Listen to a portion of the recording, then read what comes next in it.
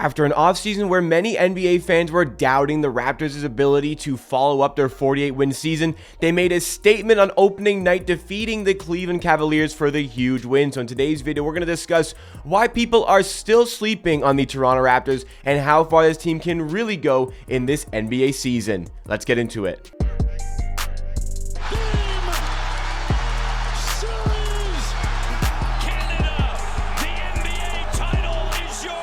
What's going on, NBA and Raptors fans? It's Jacob here back with Amateur Sports for another Toronto Raptors YouTube video. On this channel, I bring you the greatest coverage and analysis on the latest Toronto Raptors news in videos and content just like this. So if you like what you see from today's video, then make sure you are subscribed to the channel. You can help us on our road to 13,000 subscribers. We had great support on our watch party for the Raptors game last night. A lot of viewers. We had a great time. Hope to see you at the one tomorrow. We're doing a watch party for the Raptors game against the Brooklyn Nets, as well as every other game over the course of the season. But let's get into our video content for today. The Raptors come away from the Cleveland Cavaliers game with the 108-105 victory, and it was a huge fourth quarter performance from this team.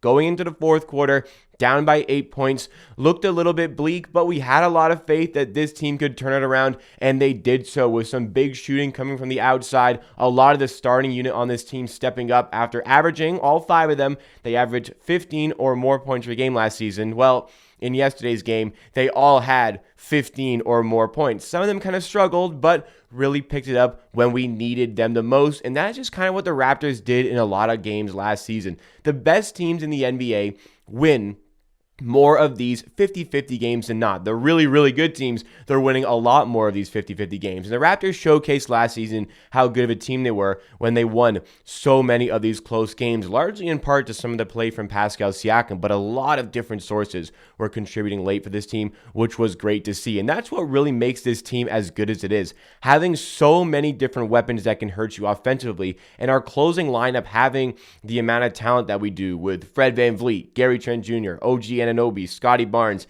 Pascal Siakam, and also you can kind of sprinkle in Precious Achiuwa here and there in the correct matchups available. But six guys, but five in particular, that can really, really hurt you offensively. I mean, even Achiuwa hit a three-pointer in the fourth quarter that really spurred us onwards to get us back in that game. But that's what makes us so difficult to play against, and that's what's going to make us difficult to play against all throughout the upcoming season. A lot has been made of the Raptors, and we spoke about it in the video a couple days ago. A lot has been made of the Raptors from a lot of neutral NBA fans about how they're not going to be able to follow up that 48-win season. They're not going to be able to follow up that fifth seed in the Eastern Conference. And, you know, for starters, the Raptors are typically doubted by the average NBA fan. There's not really any disputing that claim I'm making there.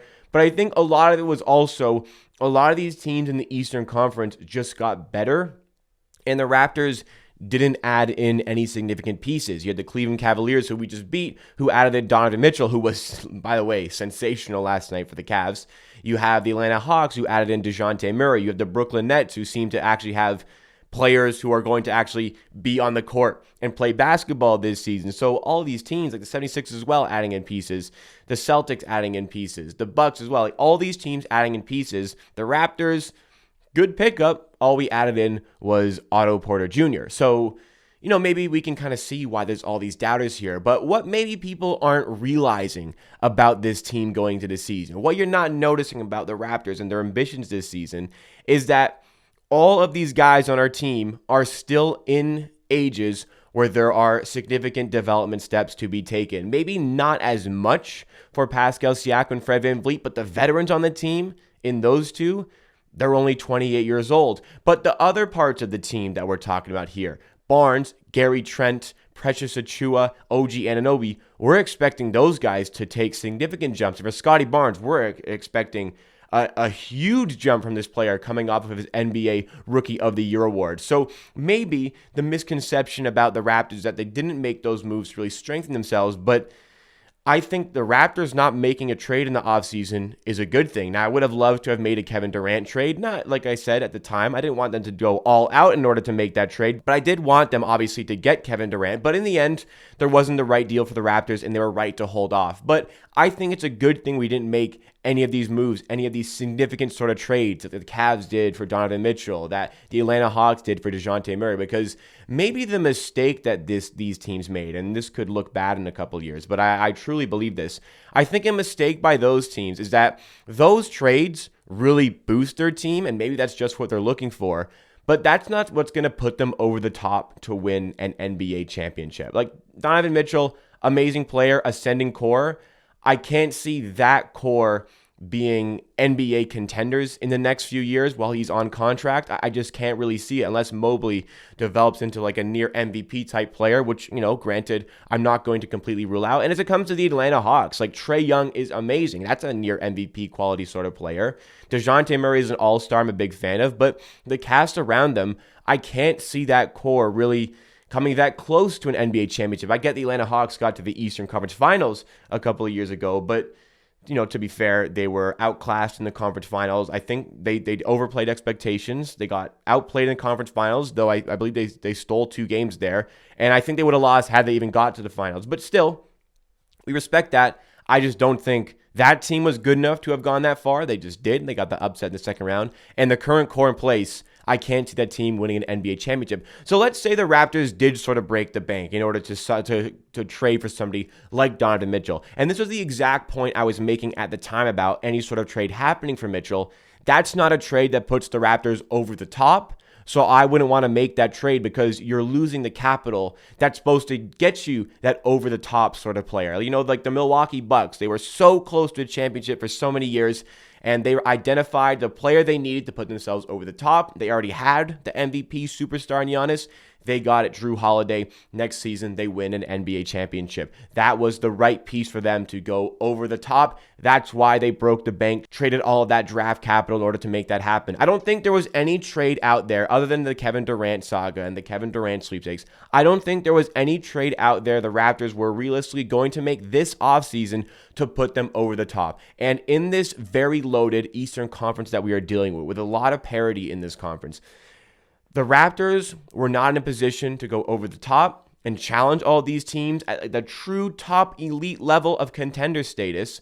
So I think holding this super young core and allowing them to further progress as individuals and further progress as a team and develop was the necessary move by the Raptors. But what's great and what I spoke about in the previous video is that we still have all of this draft capital available in order to make that trade down the line. But even despite that, we still have to go out and win games last season. And we proved yesterday that we have the firepower in order to continue to make that happen. We didn't even have 2 of our key bench guys in Chris Boucher and Otto Porter Jr. yesterday, but we had a great game against the Cavaliers. The complaint from me is that the Raptors really did not shoot well on 2-pointers, but were creating a lot of good looks. They were playing good defense, getting good stops, moving the ball pretty well. I think we settled for some bad shots, maybe a little bit too often, but ultimately, a lot of good looks from 3. We hit the 3 ball really well. A lot of good looks in the interior. Some of those shots just weren't falling. We'll chalk it up to variance here, but that's like usually a performance where the Raptors shoot near 50%. They dominate the possession battle. They go to the line very frequently. A lot to like about this game. We didn't even shoot well, shooting at about 41% from the field.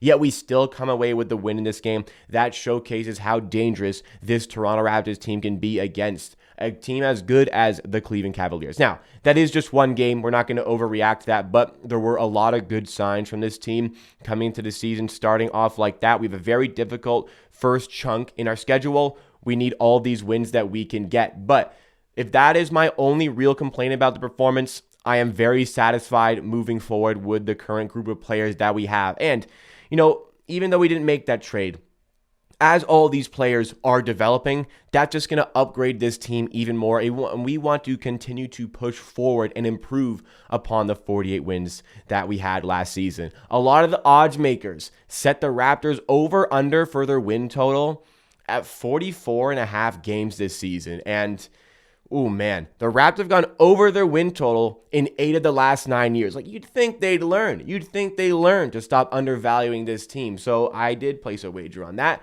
I think eventually it did move up to 46.5 wins, but I feel like this team is going to be gunning for 50 wins. I think at the very least, they're going to get really close to 50 wins. And I think a lot of people are underrating and undervaluing how good this group of players is as individuals and how good this group of players is as a unit, how well they play together, the chemistry that they have built on court over the last 12 months. And it looked like it was in full swing yesterday. Let's hope that continues on. This team is going to be dangerous. It's going to be super difficult to play against. And we're really noticing the NBA taking away the take foul. You can't really foul in transition at all to stop an easy two on the other end. The Raptors using that to their full advantage, really pushing the pace in that game yesterday. It seemed a little bit chaotic, but I think that's what the Raptors want. Last year, I coined the term. It seems like it's a little bit of a controlled chaos. They want it to be chaotic. It's getting chaotic here. They want it to be chaotic,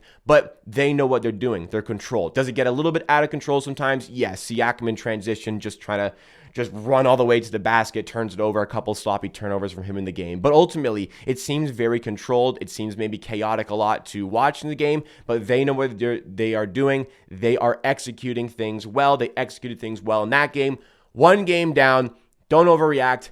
81 more games to go. Next stop is tomorrow night against the Brooklyn Nets, who got blown out by the Pelicans yesterday. We're doing a watch party for that game. I go live on this channel 30 minutes before the opening tip is scheduled, so be there for the watch party. Subscribe to this channel so you do not miss out and get notified when we go live. Hit the notification bell to get notified and be the first ones to watch new videos when they come out, and like the video if you really did enjoy. Also, be sure to check out my new channel, Amateur Hour Bets. I will link it. Check out Amateur Hour Bets. Link in the description for that. I'll be doing Raptors and NBA betting content on there. Go help us get to 100 subs before we even post a video. We just hit 50, and I'll see you again next time for another video.